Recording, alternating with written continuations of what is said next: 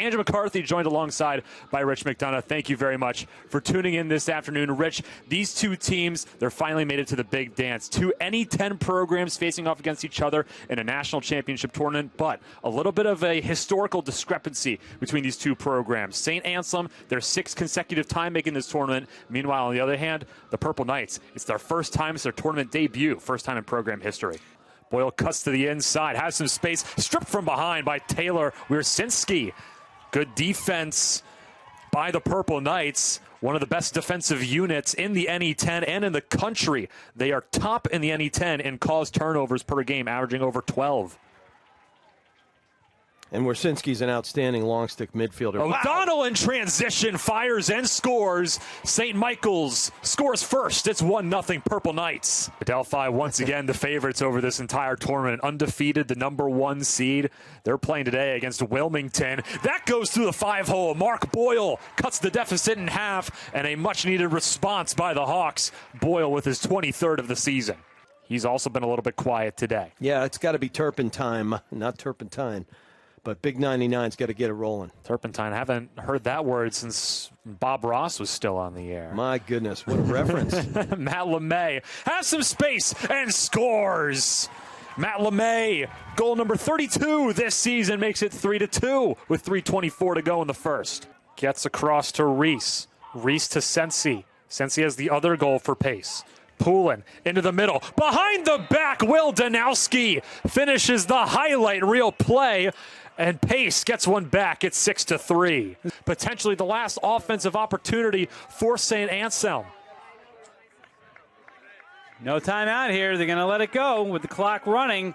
They're going to take the time to get their offensive players on the field. A little bit surprised there's no timeout call by Drew Bordeaux here. Taking a lot of time here. A minute 15 now. 45 on the shot clock. Alberti. Stopping and starting. Goes across. LeMay can't get a full shot away. A little bit rushed on the offense was St. Anselm. Now we're in the final minute, and Pace with possession. Interesting call there from the St. Anselm coaching staff, not wanting to take a timeout. Seemed like a rushed shot attempt by St. A's and Matt LeMay there. Now the Hawks have to force the issue. Pace does not have to shoot. Lamoureux still with it. Trying to force the turnover is Klepacki. Whistle is blown with 42.7 remaining. And now a timeout is called by Pace. Tom Mariano looking to take some time and try to figure out what they can do to either A, waste time, or B, score a goal to make it a 2-goal lead with less than a minute to go. Well, again, they do not need to shoot. There's 42.7 on the game clock. The possession clock is at 58, so Pace can just let the entire clock wind down. So then it's a matter of playing keep away. St. Anselm has to try to cause a turnover and then go the other way. That's a lot to ask in just 42 seconds. Pace just that close to assuring their spot in the NE10 title game and assuring their spot in the tournament. They're number 10 in the country, so with 18 teams getting in, likely assured of a spot, but this would give them potentially an opportunity to move up towards a potential home game. Again, Pace has not made the NE10 title game since 2003. They lost to Lemoyne that year.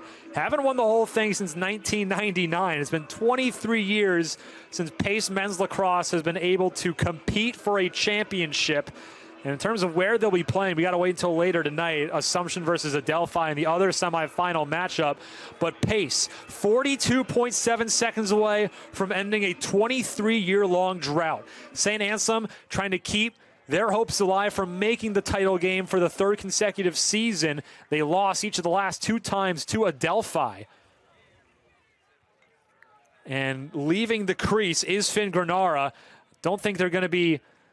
It's okay if you give up a goal, try to save some time. But again, it's going to be a keep-away game for Pace right now, trying to run away. Still holding on to it. Trying to force the turnover is Banowski. It's out of bounds. And it's going to be St. Anselm ball, 27.7 seconds left. There's Bankowski, who's been so good today, getting the key turnover there. Now St. A's with one more chance. Johnny Lucas goes up for Charlie Dean. Less than 20 to go. Charlie Dean goes over Alberti, who scored the most recent one. Birdie with space, shoots it just wide. Race to go after it. It's still going to be St. A's ball with 8.7 to go. Mark Boyle with it now. And is there a timeout called by Bordeaux? Some personnel changes for Pace. 8.7 on the game clock. And a timeout will be called by Drew Bordeaux with 8.7 seconds to go. The clock was stopped because the shot went wide, and it allowed Pace to get the proper defensive personnel out there. They're allowed to do so. But Drew Bordeaux just sees who's out there, waits, then calls a timeout. No time went off the clock. 8.7 to go. St. Anselm down by 1. They need one more to try and force overtime. And you have to come up with your best quick-fire play. The ball will come in from behind the net. You likely need to take a second or two to run the ball up towards at least the goal line extended so you can get a crisper pass inside, and then you almost have to make it a quick stick to try to get something immediately in front of Kern. But St. A's, they've had some dramatic endings before in the last couple of years. They've gone to overtime several times with some last-second goals to force those extra sessions. They need one here, otherwise Pace is moving on. Any 10 championship last year versus Adelphi, Chris Claflin scored with 2 seconds left to force overtime. Adelphi would eventually win 13-12 in overtime. No Chris Claflin today for the Hawks, but does someone else have that clutch gene in him to try and tie things up? 8.7 to go. Trip to the NE10 championship on the line. And there will be a penalty for Pace, so some extra room inside. Butler's going to sit for 60 seconds. Body check. Dean finds Boyle. Boyle towards the goal. Save made by Kern. He'll jump on it. 1 second left. Pace has ended a 23-year drought. They're going to the NE10 championship.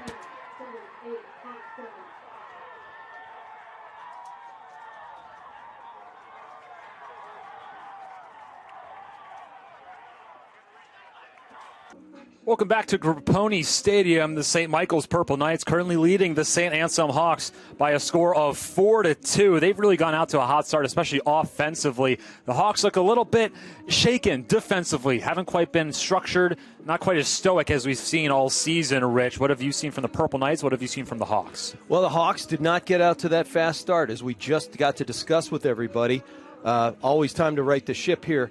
And in spite of good face-off play from their all-star, but let's give St. Mike's a lot of credit. Alex Smith and the fellas were prepared. What was the last game they played? Was it 2 weeks ago, something like that? 15 days ago, first-round matchup against Assumption on April 25th. And you made the point, rest versus rust, which one's it going to be? Clearly they rested, but they're ready to rock. Another face-off, getting ready to start the second quarter. Quinn Gannon is able to beat Noah Poirier on the face-off yet again, and face-offs have been 8 for 8 now for St. Anselm, but they still find themselves down by 2 goals against the Purple Knights. And St. Anselm has out-ground balled them in that first quarter, 12-5. Some of them were, just errant turnover or bad passes, but they were doubling the way St. Michael's likes to do. And, on the stat sheet, meaningless when the scoreboard is upside down. Shots were 9-7 in favor of the Hawks in that first quarter. On the offense now are the Hawks. It's Charlie Dean. Goes over to Mark Boyle. Boyle cuts to his left, has to backtrack. Finds Nick Burns with a nice pass over on the right wing. Below the cage now, Turpin. Wheels out. Tries to find the cutter. That was Charlie Dean. Just missed him with the pass. Still Hawks ball. And you just mentioned the shots. St. Michael's is one of the most accurate shooting teams in all of D2, and we're seeing it on display. St. Michael's just under 30%, third best in the NE10. That rip by Mark Boyle was saved by Gulachensky, but he gets his own rebound, and the shot clock resets to boot. And again, no plane change right there. You had him off stick on the opposite side. Drive the near post, shoot the far post. Boyle goes diagonally to Charlie Dean. Matt LeMay, who scored in that first quarter for the Hawks, finds Nick Burns. Excellent short stick D right there by Riggs. We talked about Riggs. He's terrific. Turpin spins and fires, tries to go low on the short side, but he misses everything. And I believe this will stay Hawks ball. It will. Matt LeMay was going to be the first one to it, but the shot clock is now below 30. Boy, I thought Gulachensky was closer to the ball the second it went out of bounds, which is the rule. Eddie O'Brien. There's your hunting the double. He did get the double. Nearly lost it. Nick Burns able to recover, but he's hounded.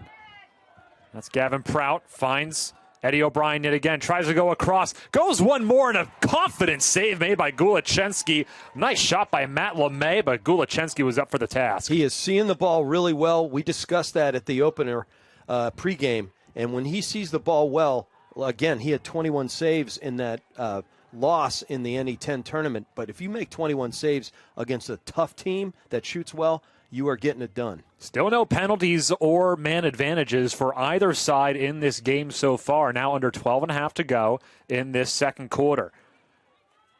Once again, referees for this contest is trying to drive in. That went off the helmet. Noah Verano almost had a pretty clean-looking shot, looking for the short side upstairs over the shoulder of Granara. Well, and he raised himself up with a shrug right at the bitter end right there. That helped. Verano with it yet again goes over to Braden Murphy, who scored in the first quarter as well. Zeke Peraza, freshman from Los Angeles. Good recovery there by Max Fowler. He's in there, number one. I coached him for years in Tomahawks. He's a great kid. Crowley trying to defend Peraza, who goes behind the goal line. Peraza goes back where he came from on the near side. Goes up top. Balfour across. Murphy. Braden Murphy. Boy, Driscoll, number 8 right there, is a terrific short stick defender. There's nice. Braden Murphy and Sean Murphy. No relation between the two. Short side shot by Chris Davis. That one's saved by Finn Granara. Ground ball picked up by Braden Crowley. He'll complete the clear. It's cross-check from behind, stripped away by Quinn Hall. Well, you got to watch the box. When you're clearing on the box side, and I ran the box when I was a rookie coach, and it's thankless. You don't get to watch the game, but right out of the box, somebody came in. You just got to get away from that area and recognize that they'll sub in and cause turnover just by a substitution. These stands are filled here at Grapponi Stadium. We're right down the middle here, Rich. To our left is all St. Anselm faithful. To our right, it's a whole lot of purple coming all the way from Colchester, Vermont. That's a good hike. I've made that drive a bunch of times to call all kinds of St. Mike's sports. Love being up there. Nice check right there. Verano having some trouble with Brady Martin. Ground ball picked up by Nate Johnson, who's going to backtrack behind his own goal line. Pumps the brakes to spin away from Zeke Peraza. And you said that drive can be a little bit long. And the Purple Knights did not come here the night before or spend the night here in Manchester. They came down to Grapponi Stadium this morning. 169-mile bus ride, a.k.a. 2.5 hours. And they came here this morning a couple of hours before game time. But they were able to sleep in their own beds the night before this big matchup. Bold strategy, Cotton. Anyway, Alex Smith knows his guys, and he knows how to bake it in. He knows his chemistry, and more power to him. 10 minutes remaining here in the second quarter. Weller goes back up top. O'Brien. Dead on. I think St. A's needs a good, settled possession right here. LeMay makes a swim move. Down low to Turpin. Tic-tac-toe. One more. Good ball movement. O'Brien steps. Doesn't pull the trigger. No shot taken. They had so many opportunities, but they waited too long, and the Purple Knights take back possession. Yeah, he overcooked the grits, went down the slot. Waiting for him was a second St. Mike's defender, and he should have released that or just bailed out.